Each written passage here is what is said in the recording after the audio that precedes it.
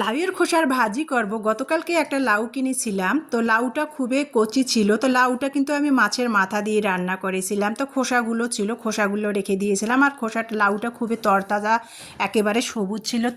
তো খোসাগুলো খুবই ভালো ছিল, খোসাগুলো আমি রেখে দিয়েছিলাম। সেটা আজকে বের করে ধুয়ে নিলাম ফ্রিজ থেকে, নিয়ে খোসাগুলো কুচি কুচি করে কেটে নিলাম। তারপরে একটা আলু কুচি করে দিলাম।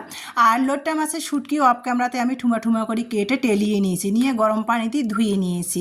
এখন চুলার মধ্যে কড়াই বসিয়ে দিলাম, রসুন কুচি পেঁয়াজ কুচি দিয়ে দিলাম, তেল দিয়ে দিলাম, দিয়ে তেলের সাথে রসুন পেঁয়াজের সাথে আমি শুটকিটাও দিয়ে দিলাম, দিয়ে একসাথে ভালো করে ভেজে নিয়ে লবণ দিলাম, পরিমাণ মতো হলুদের গুঁড়া দিলাম, তারপরে এখানে জিরা ধনিয়ার গুঁড়ো দিয়ে দিলাম, দিয়ে ভালো করে নেড়ে চেড়ে তারপরে এখন আমি লাউয়ের খোসাটা দিয়ে দিলাম, দিয়ে ভালো করে ভেজে নিলাম। ফ্রিজে ফ্রোজেন করা কাঁচা ধনিয়া পাতা ছিল, সেটা দিয়ে দিলাম।